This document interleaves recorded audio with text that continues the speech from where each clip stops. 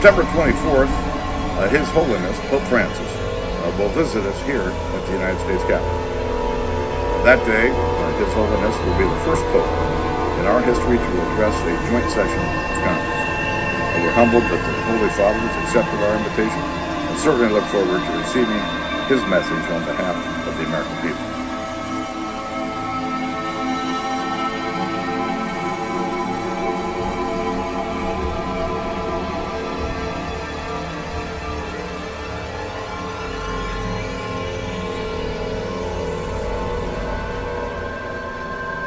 Mr. President, final question. Yes, sir. You said famously, when you looked into Vladimir Putin's eyes, you saw his soul. Yeah. When you look into Benedict XVI's eyes, what do you see? God.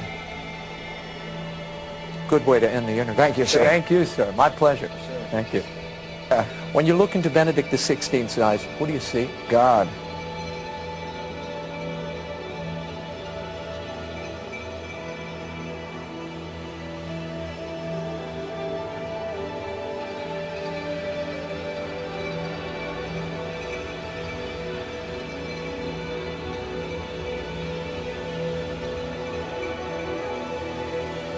On a happier note, a bit of good news. On September 24th, His Holiness Pope Francis will visit us here at the United States Capitol. That day, His Holiness will be the first Pope in our history to address a joint session of Congress. We're humbled that the Holy Father has accepted our invitation and certainly look forward to receiving his message on behalf of the American people.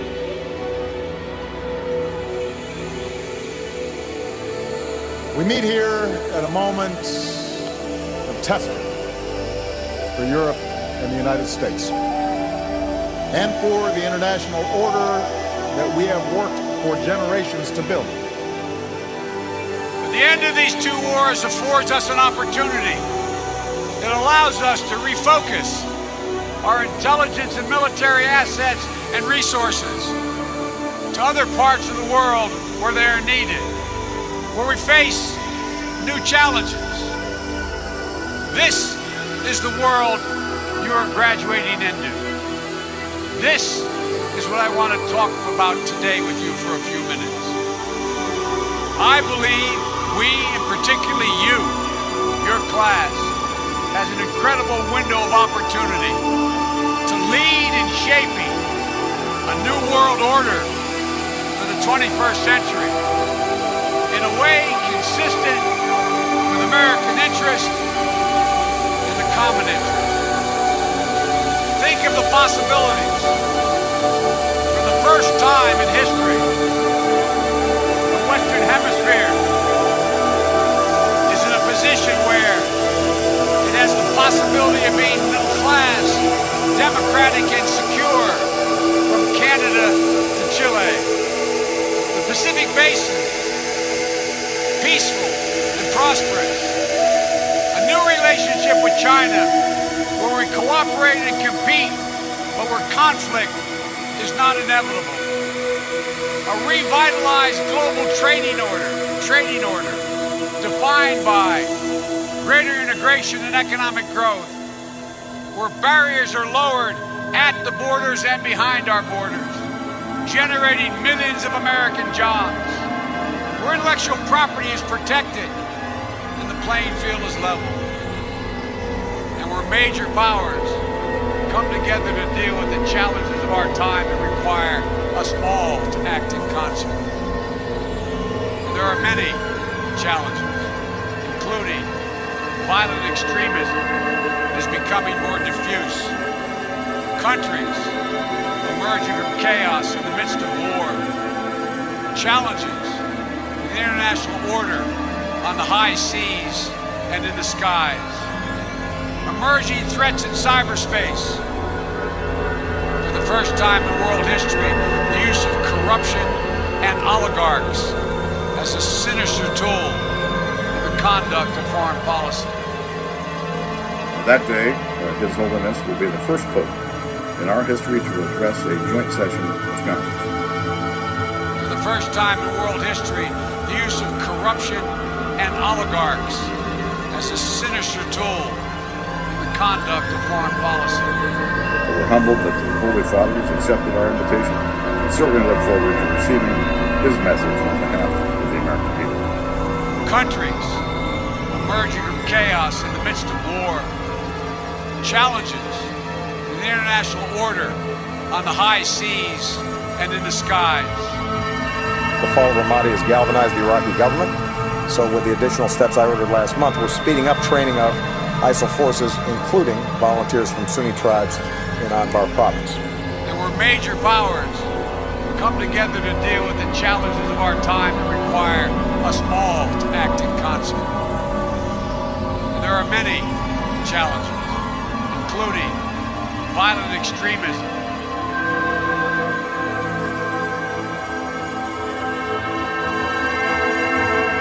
We did not claim or annex Iraq's territory.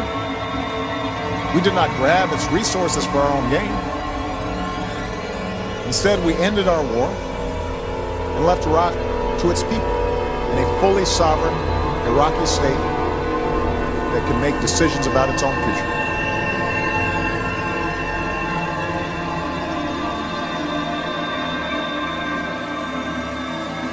For the first time in world history, the use of corruption and oligarchs as a sinister tool in the conduct of foreign policy. But order and progress can only come when individuals surrender their rights to an all-powerful sovereign. A lot of our history comes from Rome. We have to recognize that. It was old Gibbon who said that when the wars are fought, the victors tell the story. I'm not giving his words exactly, but that's the gist of what he says. He says, in other words, it is the victors who tell the story. So if you're a defeated Christian small group, then your story is told from the standpoint of those who conquered you. And Pelikan, the modern American scholar, says, and there is no other way, many times, to tell the story.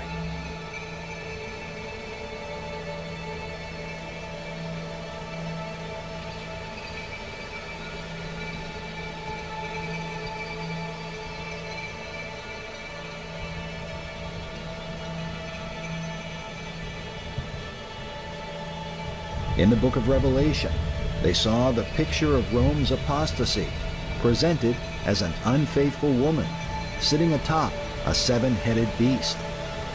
And upon her forehead was a name written, Mystery, Babylon the Great, the mother of harlots and abominations of the earth. And I saw the woman drunken with the blood of the saints and with the blood of the martyrs of Jesus.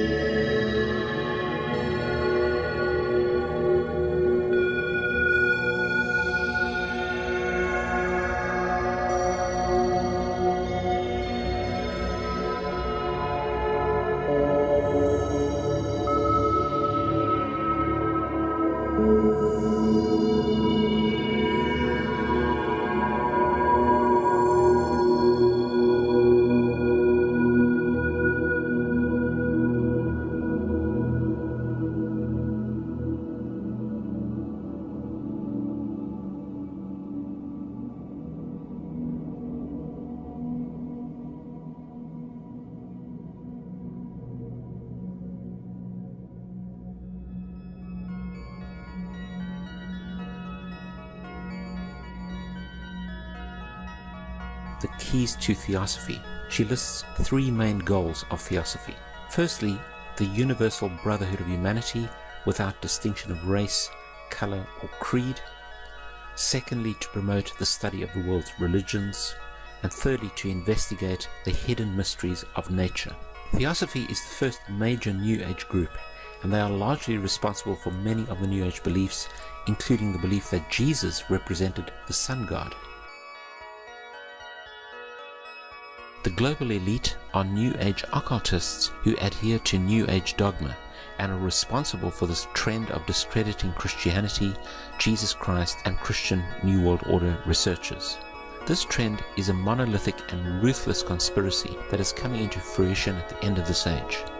The occult community is full of secret societies that practice secret oaths, secret meetings, and secret occult practices. This implies that they have something to hide.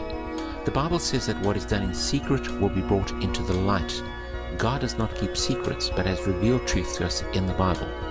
At the heart of all occult teachings is pride, that their secrets are only for the select few. It caters for an elitist mindset. At the heart of all they teach and do is the attempt to discredit the true God, the deity of Jesus Christ, the Bible, and Christians in general. Now in Ephesians 6 verse 12, the Bible reveals that we do not wrestle against flesh and blood, but against principalities, against powers, against the rulers of the darkness of this world, against spiritual wickedness in high places.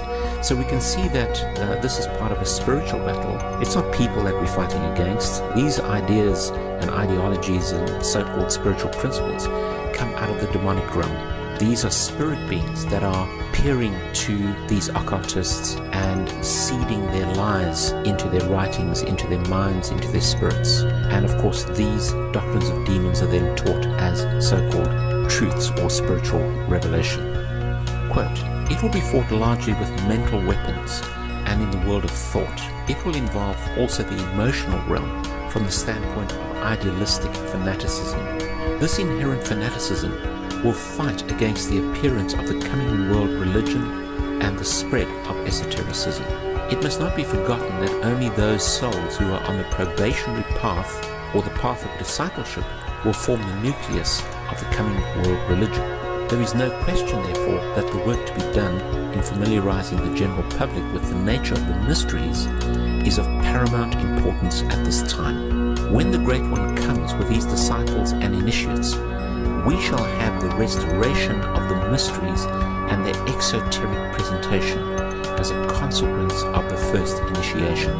Now from these doctrines we can see that the stated objective of these occultists is to indoctrinate the public with their esoteric religious ideas and to externalize their occult teachings in humanity with the ultimate realization of a new world order that is devoid of what they call the negative influences of traditional Christianity. By this, they mean that Christians who claim that salvation can be found through Jesus Christ alone and only through Christianity, and that the Bible is the source of absolute truth, these people, they say, are divisive, narrow-minded, bigoted, fundamentalist, idealistic fanatics who are hindering the spiritual evolution of humanity. In other words, Christians are holding back the planet and retarding human progress on the planet. Here is a quote by Zygmunt Brzezinski. He says, "The tectonic era involves the gradual appearance of a more controlled society. Such a society would be dominated by an elite unrestrained by traditional values. Soon it will be possible to assert almost continuous surveillance over every citizen and maintain up-to-date, complete files containing even the most personal information about the citizen." Horus is one of the oldest and most significant deities in ancient Egyptian religion. Horus served many functions in the Egyptian pantheon, most notably being the god of the sun, war and protection. He's known as the God of vengeance, the God of the sky, protection, and war. Now, what many people don't realize is that America was founded by the Freemasons of Europe as a Masonic experiment. That's why, for example, New York is named after the York Rites of Freemasonry in England, New York. And the Statue of Liberty, which was donated by the Freemasons of France to America, is in fact a statue that signifies a spiritual evolution where man becomes God through spiritual enlightenment.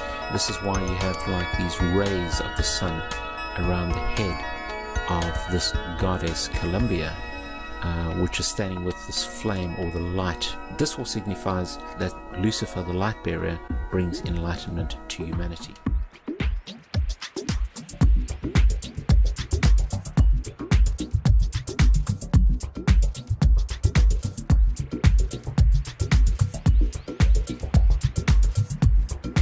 The advance of industry and technology outpace our ability to resolve our differences peacefully. Some are inherently superior to others, and we face difficult decisions about how to exercise our power. And in a world of challenges that are increasingly global, all of us have an interest in nations stepping forward to play their part. No amount of propaganda can make right something that the world knows is wrong. Leaders and dignitaries of the European Union, representatives of our NATO alliance, distinguished guests, we meet here at a moment of testing for Europe and the United States as an example of Western hypocrisy, and for the international order that we have worked for generations to build. We meet in the hub of a union that brings together age-old adversaries in peace and cooperation. Understand as well, this is not another Cold War that we're entering into. That's why throughout this crisis, we will combine our substantial pressure on Russia with an open door for diplomacy.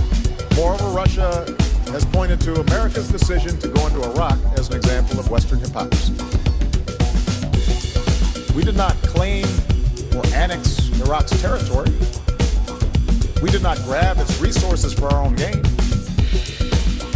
Instead, we ended our war and left Iraq to its people in a fully sovereign Iraqi state that can make decisions about its own future.